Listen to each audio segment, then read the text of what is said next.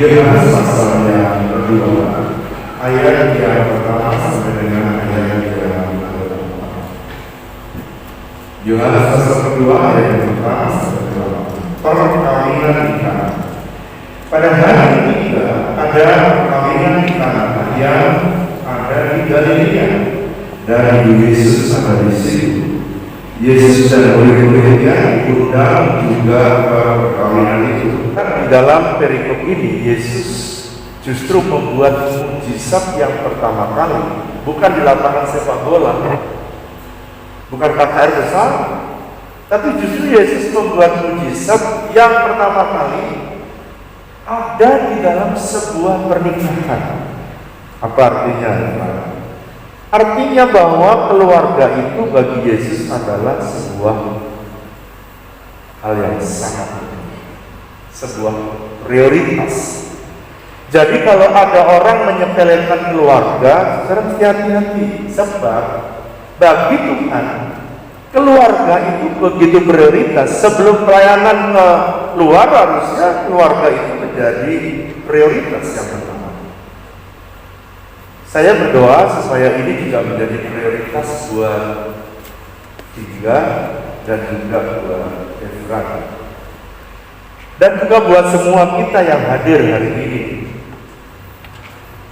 Saudara, pada saat itu ketika Kana dengan Nazaret ini sangat dekat ya. Kalau kita jalan kaki tetangga desa, kalau kita pergi ke Israel, Nazaret dengan Kana itu seperti tetanggaan desa. Itu sebabnya pada saat mereka mengadakan pernikahan itu juga didengar oleh orang-orang sekitar di Nazaret. Tetapi pada waktu itu pernikahan yang tadinya hingar-bingar begitu luar biasa tiba-tiba mengalami persoalan. Apa itu persoalannya? Kekurangan anggur. Di Israel itu anggur itu minuman biasa. Kemarin saya baru dari Armenia. Satu negara kalau minum habis makan siang minumnya itu anggur. Jadi mungkin kira-kira tradisi itu di sekitar Israel, Georgia, Armenia, semua minumnya mereka pakai anggur. Nah, anggur di dalam pernikahan itu merupakan sesuatu yang precious. Dan ketika habis itu maka pernikahan menjadi malu. Pernikahan menjadi hancur, pernikahan menjadi tadinya hingar-bingar menjadi rusak. Itu sebabnya Ibu Yesus mengambil inisiatif untuk apa? Untuk supaya sebelum habis anggur itu dia datang kepada Yesus. Anggur itu berbicara. Kalau kita belajar teologi, maka anggur ini berbicara juga dalam pernikahan. Nomor satu, sukacita. Jadi anggur yang pertama itu bicara tentang sukacita. Dan hari kedua, anggur berbicara tentang gairah. Jadi Efraim harus terus tetap bergairah dengan dia sampai masa tua. Lihat di Papa, tetap bergairah dengan mama sampai nenek-nenek. Yang ketiga, anggur berbicara tentang holy words, keberanian kudus. Jadi nanti Efraim, kalau Anda yang mengganggu, kamu berani menolak. Hingga juga begitu, kalau kamu mendengar ada godaan, ada lubang-lubang kecil, maka kalian harus berani menolak. Itu artinya kamu punya anggur yang manis dalam pernikahan. Tetap sukacita dengan istri masa muda, tetap bergairah dengan istri masa muda, dan tetap berani menolak dosa apapun yang mengganggu kebahagiaan keluarga. Nah, pertanyaannya, ketika mereka kehabisan keluarga itu bisa kehilangan sukacita, makanya bisa perceraian terjadi. Kadang-kadang ada dalam konseling ada orang yang berkata, saya nggak bergairah lagi Pak sama istri saya. Ada yang bilang begitu, alasan banyak aja ya. Kalau mau cerai itu punya aja. Oh, saya sudah nggak serak lagi Pak. Aduh, banyak sekali. Jadi anggur itu harus dipertahankan, sukacita, gairah, dan keberanian menolak holy boldness, keberanian menolak dosa yang akan masuk di dalam keluarga. Itu yang membuat keluargamu akan ada. Nah, ketika habis itu keluarga itu bisa habis. Kenapa keluarga ini pada akhirnya dia melipat anggur yang jauh lebih bagus? Ada kalimat yang bagus di ayat yang ke-10, dikatakan begini. Pemimpin pesta, dan dia berkata, pemimpin pesta ini berkata, setiap orang menghidangkan anggur yang baik terlebih dahulu, dan sesudah itu orang puas. Barulah yang kurang baik akan, tetapi engkau menyimpan anggur yang baik sampai sekarang. Jadi pemimpin pesta itu kaget karena anggur yang terbaru, yang terakhir justru jauh lebih bagus. Saya berdoa supaya Tuhan memberikan anggur yang baru terus dalam pernikahan. Pertanyaannya, apa rahasia? Bisa saja di dalam pernikahan kekurangan anggur. Apa rahasianya sehingga pernikahan ini terus ada anggur yang terbaik? Ada 4 rahasia. Rahasia pertama, di ayat yang kedua, Yesus dan murid-muridnya diundang juga ke perkawinan. Rahasia pertama. Jadi rahasia pertama, bagaimana supaya keluarga kita selalu ada anggur yang baru. Maka saudara dan saya mesti mengundang Yesus. Kalau ada masalah, untung keluarga ini undang Yesus karena memang tetanggaan. Tetapi bagi Efraim bukan karena tetangganya Tuhan Yesus, bukan. Tapi Yesus bisa diundang setiap hari dalam hidup. Saya berdoa begini, kamu nanti kalau habis dari pemberkatan ya, mulai besok pagi harus mulai bangun mesbah berdua. Begitulah caranya mengundang Tuhan Yesus setiap hari. Apalagi kamu bisa keyboard, bisa gitar, terus kemudian ada video wanita, ada singer. Wow, setiap hari kamu bisa mesbah yang indah, menyanyikan pujian. Saudara, banyak orang yang keluarganya itu rusak oleh karena tidak mengundang Yesus. Saya berdoa supaya jadikan ini menjadi prioritas utamamu di dalam dunia. Ya. Saya suka melihat kalau konseling, ribuan couples konseling, rata-rata mereka punya persoalan setelah mereka tidak lagi memiliki mesbah keluarga. Rata-rata. Kenapa? Karena di mesbah keluarga itu, kalau lagi berseteru, itu doanya pun ketahuan. Nanti Vingga bisa berdoa, Tuhan, terima kasih ya tadi ini Tuhan. Ampuni Efraim Tuhan, sebab dia suka melukai hatiku. Nah, di mesbah bisa ketahuan dia akan jengkel sama kamu nanti. Terus kamu pegang tangannya, terus langsung bertobat seketika, Tuhan ampuni saya bertobat lagi. Selesai dengan masalah. Nggak usah pergi ke pendeta, nggak usah pergi kemana-mana.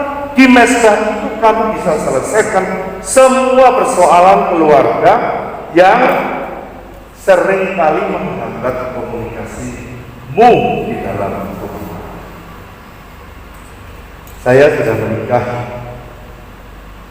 32 atau 32 tahun. Dulu saya berpikir menikah itu enak, dulu sih. Tapi ternyata setelah saya menikah 32 tahun, ternyata menikah itu sangat enak. Amin. Yang amin dengan diri saya sudah pada semuanya. Harusnya yang amin yang depan saya ini yang kuat-kuat ini harusnya amin. Amin.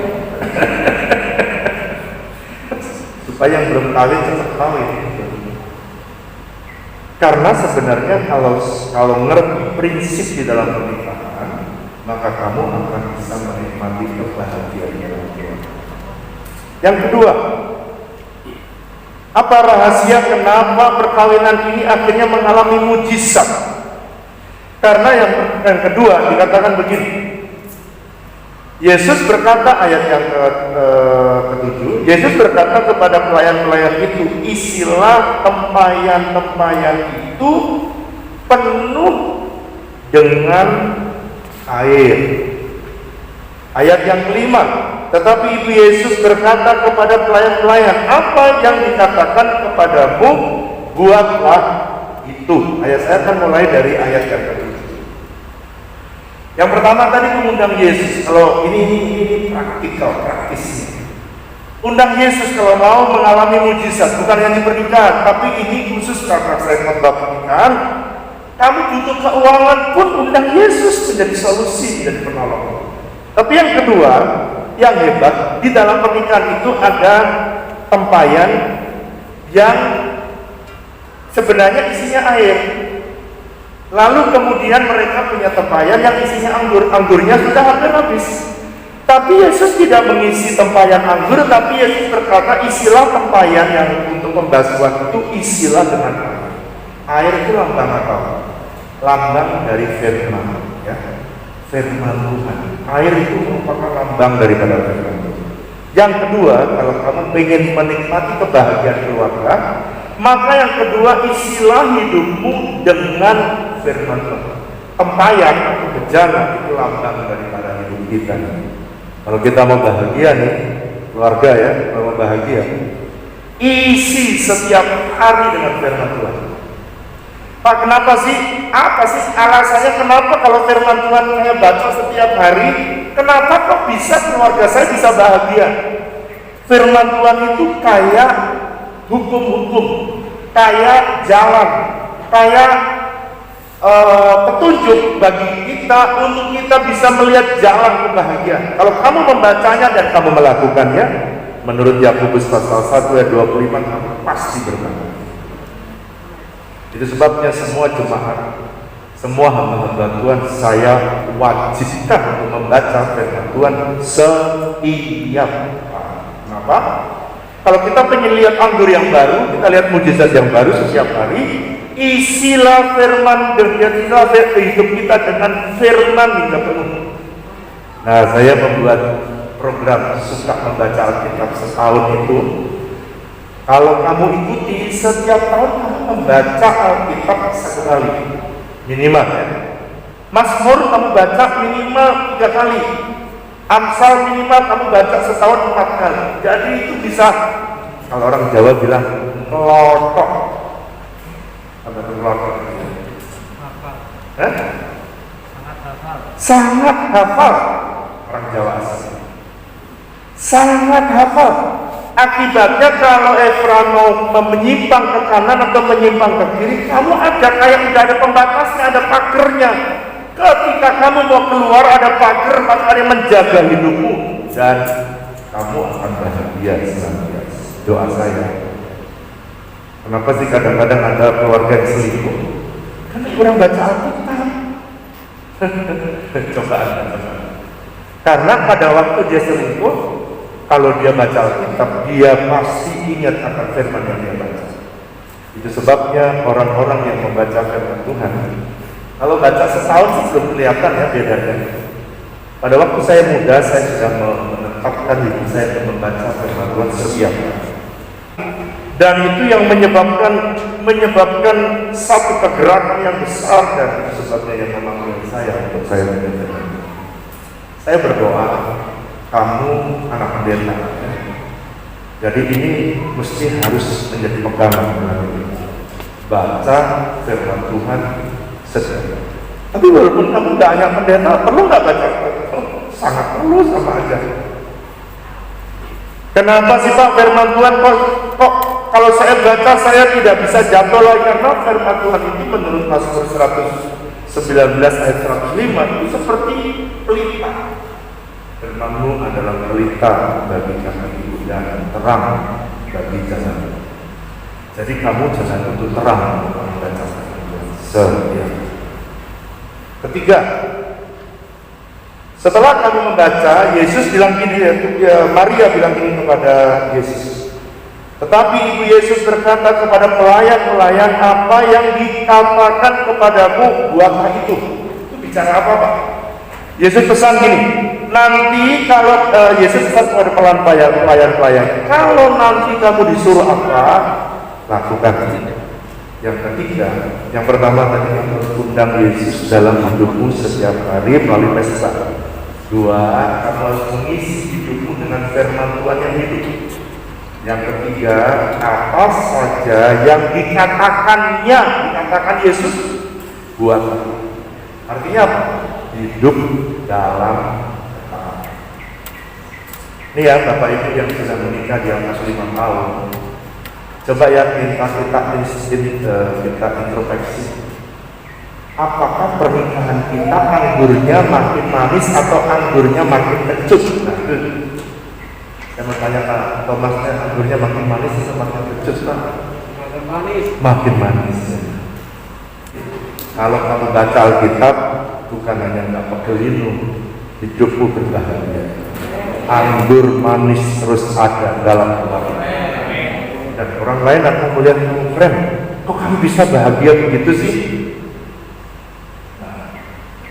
Tahu secara taat. Jadi yang ketiga itu adalah hidup dalam taat.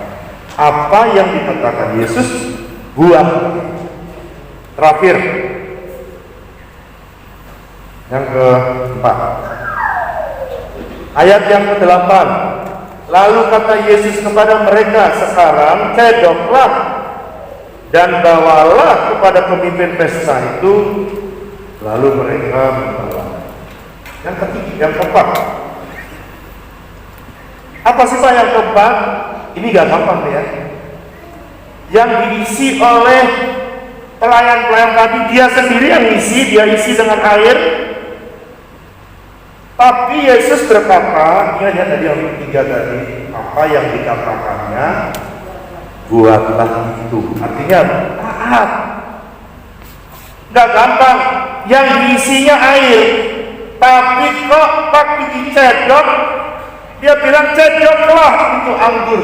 Loh, aku tadi lihat isinya air, kok sekarang saya cedok, bisa mana mungkin bisa keluar dari anggur. Ini bertentangan dengan otak kita. Apa sih Pak? Ini bicara tentang langkah iman. Keluarga mau bahagia, kalian tidak bisa hidup dengan matamu. You cannot live by your sight, but you have to live by your faith. Hidup dengan iman, tidak bisa. Apalagi pandemi seperti ini. Ini Kristen iman dan Kristen yang tidak beriman ketahuan di masa pandemi sekarang. Orang yang hidupnya mengandalkan matanya, ya gimana kabar? Susah. Hidup dengan iman itu memperkatakan firman dan bertindak sesuai dengan firman. Gak gampang sih, gak gampang. Ini air dia isi sendiri, dan waktu dicedok dia kaget. Ternyata airnya telah berubah menjadi anggur. Bahkan pemimpin pesta berkata anggur yang terakhir jauh lebih baik daripada anggur yang pertama. Ini doa saya buat kalian yang keluarga. Pernikahanmu semakin lama, anggurnya bukan makin jelek, makin bagus, makin manis, pernikahan semakin indah. Tapi kamu harus hidup dengan iman, gak bisa